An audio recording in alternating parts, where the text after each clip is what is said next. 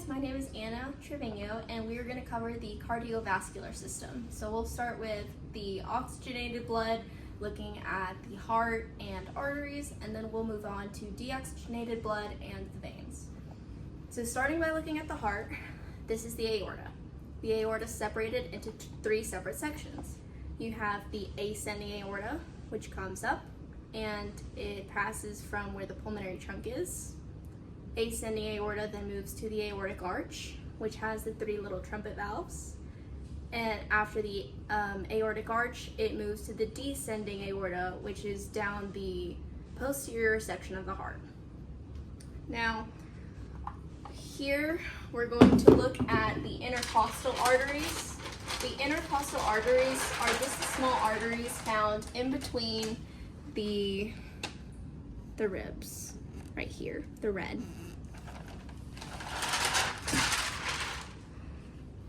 Now looking again here where the aortic arch is, there's three separate the trumpet valves that come off of it.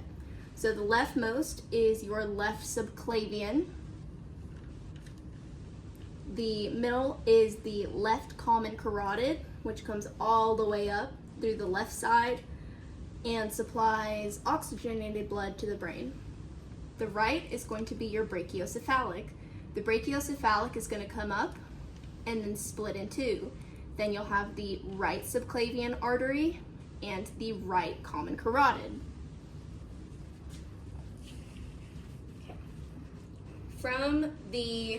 Let me get the head model real quick. Looking at the head model, you can see the left common carotid artery comes on up right here. And then you see that a portion of it goes inside right here. This is your internal carotid artery.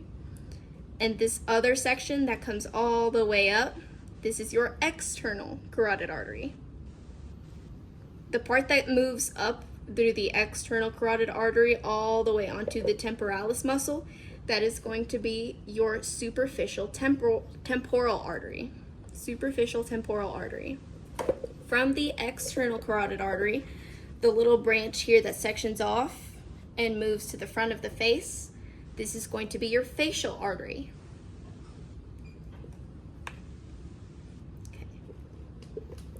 Now we already covered that there's two subclavian arteries. So you have your left subclavian meaning below clavicle, and the right subclavian.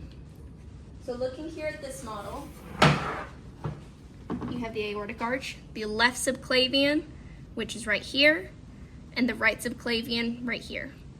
Passing the subclavian artery, you move here to where the axilla is, or the armpit. So this is the axillary artery. Past the axillary artery, you come down. This is the artery that supplies the biceps brachii. So this is the brachial artery. Moving down the brachial artery, see how it splits off into two sections right here? The side that has the pinky, this is your ulna, so this is going to be your ulnar artery. And the side right here that supplies the thumb, this is your radial artery. Both meet here at the palm and create the superficial palmar arch. Okay, let me see what else there is real quick. So next I think we're going to be looking at the sections that move off of the aorta. So we talked the three. The descending aorta comes down the posterior section of the heart.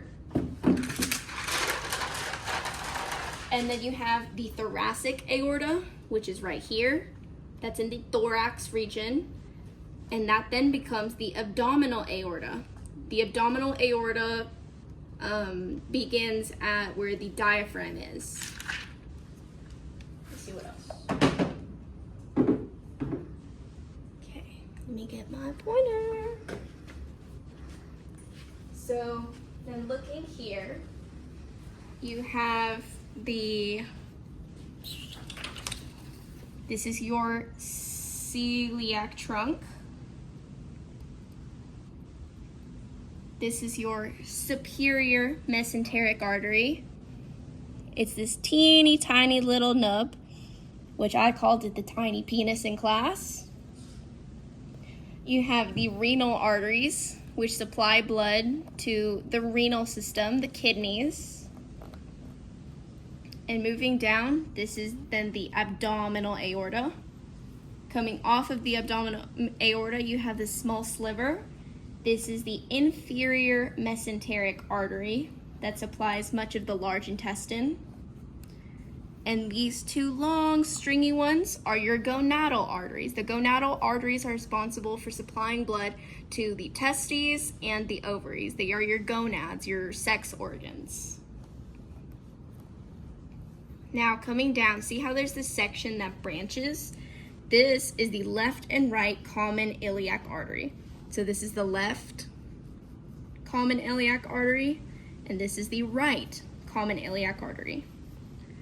Coming off of it, you have the internal iliac arteries right here, and the external iliac arteries are the ones that continue and branch down. Your femoral artery is going to go down the femur, and the deep femoral artery goes down to the posterior section of the thigh. That's this portion that goes down closer to the bone. Then you can see it better on this leg because see how the foot is turned out? So this section behind that knee, the knee is often referred to as the popliteal section. So this is the popliteal artery. After passing the popliteal artery, we move to the tibia. So this is the posterior tibial artery. Now on this leg, you can see that it's angled with the anterior section facing front. So this is going to be the anterior tibial artery. And you can't see it well on this model, but there is a fibular artery. Do you have the leg?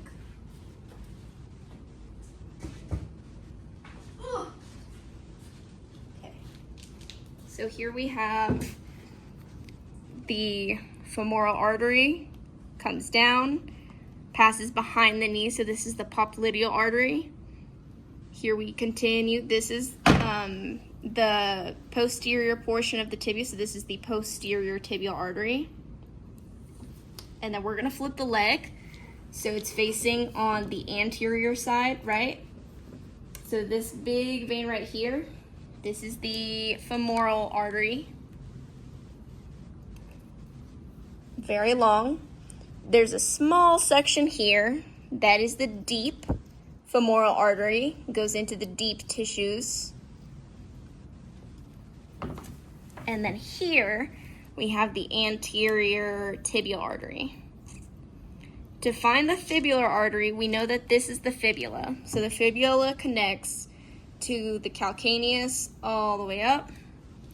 So the fibular artery is going to be right here. And it branches off and supplies the fibula. Okay, let me put this back.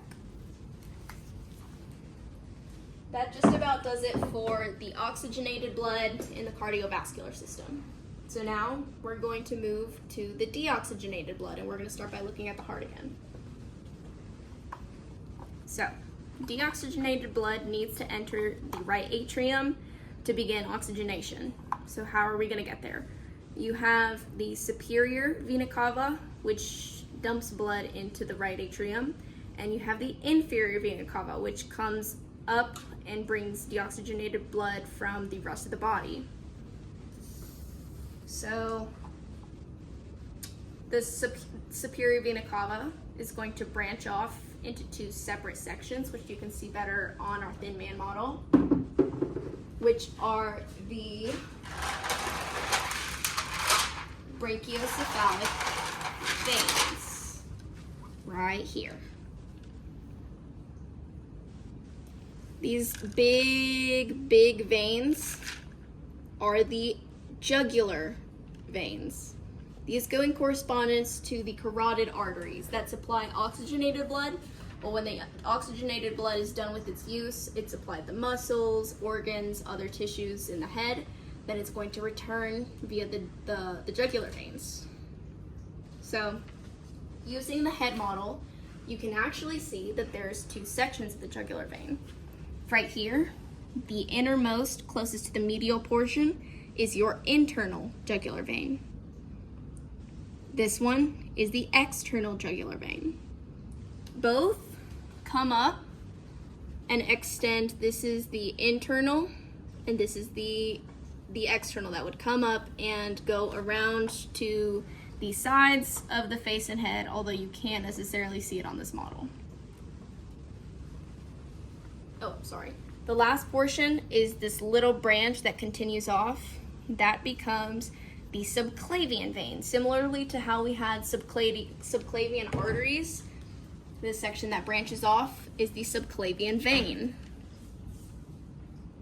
Subclavian comes down and goes into, hold on.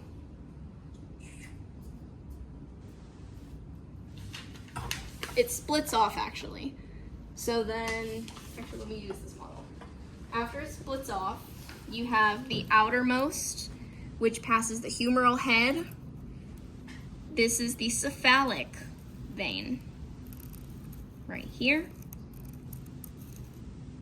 The one that stays on the innermost portion, this is the basilic vein. I remember this because basilic sounds like basilisk, and in Harry Potter, the basilisk is inside the Chamber of Secrets, so it is deep and closer to the medial section of the body. Now, continuing downward, it goes, the basilic vein comes all the way down, and the cephalic vein comes all the way down, and they meet right here at the palm, and this is the palmar venous arch. Okay, we're gonna move back to Thin Man to look at the azygos. Azygos is gonna be found very, very deep as it follows along the vertebral column. Right here, it's this blue section that goes through the anterior portion of where the vertebral column is, and is deep actually to the abdomen and thoracic region. Here we go. This portion right here is a part that branched off of the inferior vena cava, so it continues down. And here we have the common iliac veins, these big ones right here. Coming off of the common iliac veins, actually let's just move back over here. Coming off of these common iliac veins, you have the internal iliac veins, which take deoxygenated blood from the pelvic region, and the external iliac veins, which take deoxygenated blood from the lower limbs. Moving on down, you have the femoral vein, which supplies the anterior thigh, and the great saphenous. The great saphenous comes on down to the side, and I like to remember it because it's right alongside where the gracilis is. After moving past the great saphenous vein, it connects here, which usually it would be on the posterior knee side, but you can really see it here along the medial portion of the knee. This is the popliteal vein. Popliteal, again, with the knee section. That covers everything for the oxygenated and deoxygenated blood of the cardiovascular system. The only other portion that we need to look at is then the lymphatic system. So moving to this model, similarly to how you had cervical vertebrae, these are cervical lymph nodes, the little bubblegum sections, they're green. And then over here in the inguinal portion, these are inguinal lymph nodes. All right. Thank you guys for listening. I hope you do well on your exam. I wish you the best of luck.